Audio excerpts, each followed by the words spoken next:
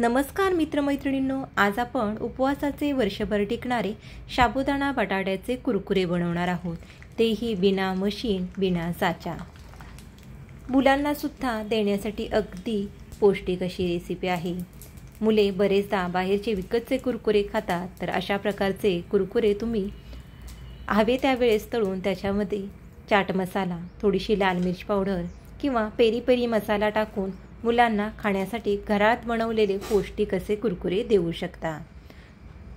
तुम्ही बघू शकता कुरकुरे तेलात टाकल्यानंतर छान असे 4 ते 5 पट फुललेले आहेत आणि अगदी सुंदर पांढरे शुभ्र झालेले आहेत।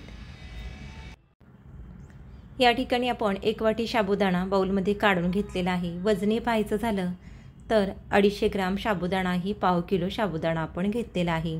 2 वेळा हा साबुदाणा स्वच्छ पाण्याने धुवून घ्यायचा आहे। धुतल्यानंतर सर्व पाणी यातील काढून टाकलेलं आहे आणि साबुदाणा बुडेल इथपर्यंत याच्यामध्ये आपल्याला पाणी घालायचं आहे आणि हा कमीत कमी 5 ते 6 तासांसाठी भिजत ठेवायचा आहे। तर रात्री झोपते वेळेसच झोपण्या अगोदर हा साबुदाणा मी भिजत टाकलेला आहे। रात्रीच भिजत घाला, जेणेकरून छान असा साबुदाणा भिजतो।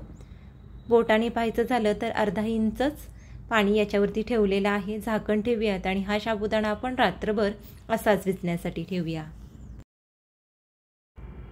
दुसऱ्या दिवशी सकाळी पाहूया साबुदाणा छान असा फुललेला आहे। हातावरती जर या पद्धतीने स्मॅश केला तर आतपर्यंत हा छान मऊसूत झालेला आहे।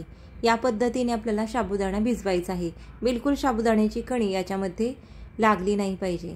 तर हा भिजवलेला साबुदाणा एका चमच्याच्या साहाय्याने या पद्धतीने छान असा मोकळा करून घेऊयात।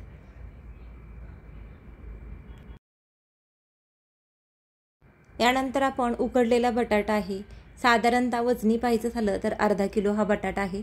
बटाट्याची आपण साल काढून घेतलेली आहे। पाव किलो जर आपला साबुदाणा असेल तर त्यासाठी आपल्याला त्याच्या दुप्पट बटाटा वापरायचा आहे। साधारणतः अर्धा किलो या ठिकाणी आपण बटाटा घेतलेला आहे। बटाटा आपण स्मॅश न करता किसणीवरती किसून घेऊयात। सर्व बटाटा आपला या ठिकाणी किसून झालेला आहे। गॅसवरती एक कढई ठेवलेली आहे। कढई पातेलं असंही वापरलं तरी चालेल। आता ज्या भांड्याने आपण साबुदाणा मोजून घेतलेला आहे त्याच भांड्याने पाणी घ्यायचं आहे। आता या पातेल्याने मी 1 पातेलं साबुदाणा घेतलेला होता, तर 3 पातेले पाणी आपण कढईमध्ये काढून घेतलेलं आहे।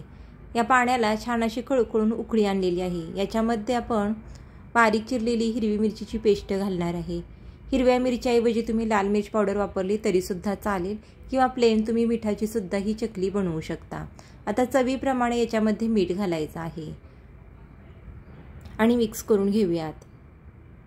यानंतर याच्यामध्ये आपल्याला साबुदाणा घालायचा आहे।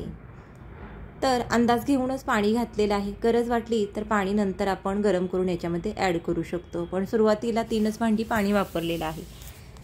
आता याच्यामध्ये आपण उपवासाला जर तुम्ही जिरे खात असाल तर जिरे सुद्धा घालू शकता। पाण्याला उकळी आल्यानंतर सर्व साबुदाणा आपण या पाण्यामध्ये ॲड करूयात। मिक्स करून घेऊयात।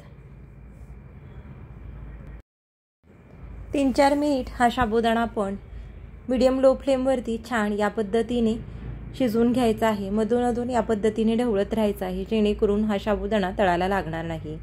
तर मिश्रण थोडंसं घट्टसर वाटत आहे, यासाठी अर्ध पातेलं पाणी साईडच्या गॅसवरती गरम करण्यासाठी ठेवलेलं आहे। सुरुवातीला खूप जास्त पाणी न घालता गरज वाटली तर तुम्ही नंतर पाणी ॲड करू शकता। तर हे नंतरचं अर्ध पातेलं आपण आता पाणी ॲड करूया। तुम्ही बघू शकता मिश्रण जास्त घट्टसर झाल्यासारखं या ठिकाणी दिसून येत आहे। मिश्रण घट्टसर झालं तर डायरेक्ट थंड पाणी या मिश्रणामध्ये न घालता गरमच पाण्याचा वापर करायचा आहे, जेणेकरून आपली चकली छान अशी तयार होईल। तर हे कडक असं पाणी किंवा पाणी उकळून घेऊ शकता, गरम करून जरी घेतलं आणि तर ॲड केलं तरी सुद्धा चालेल, पण थंड पाणी न घालता गरम किंवा उकळलेलंच पाणी घालायचं आहे। मी पाणी उकळून घातलेलं आहे।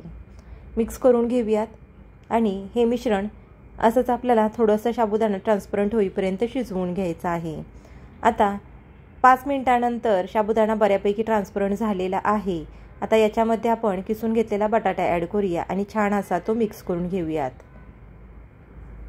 तर या ठिकाणी बटाटा सर्वात शेवटी आपल्याला मिक्स करायचा आहे, कारण बटाटा उकडलेला आहे, शिजवून घेतलेला आहे आणि साबुदाणासुद्धा भिजवून घेतल्यामुळे लगेचच ट्रान्सपरंट होतो, खूप जास्त वेळ लागत नाही।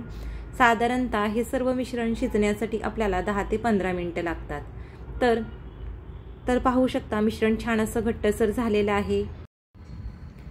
कुरकुरे तयार करण्यासाठी या ठिकाणी मिश्रण रेडी झालेलं आहे। तुम्ही बघू शकता साबुदाणा छान असा ट्रान्सपरंट दिसू लागलेला आहे। गॅस बंद करून हे मिश्रण हलकंसं थंड करून घेऊयात।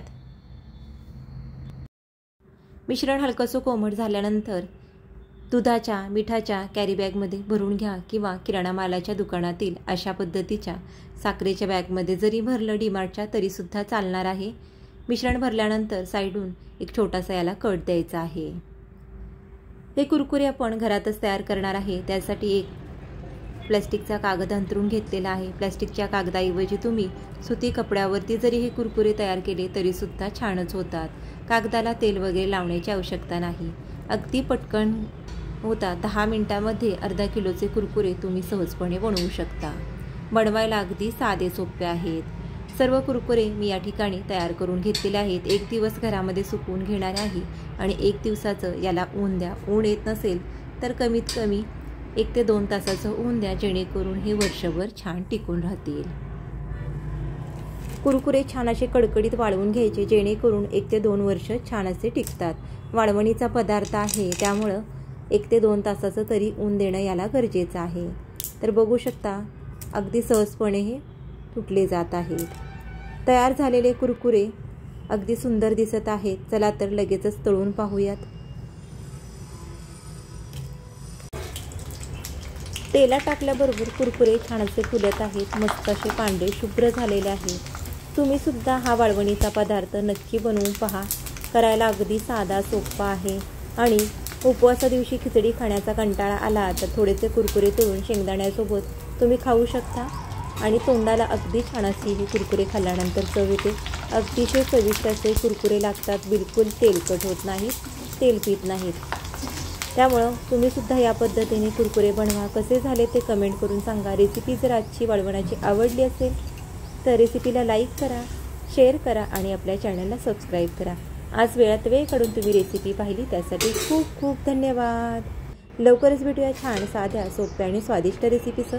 तोपर्यंत स्वस्त राहा, मस्त राहा, आनंदी राहा, असे छान छान पदार्थ खात राहा। धन्यवाद।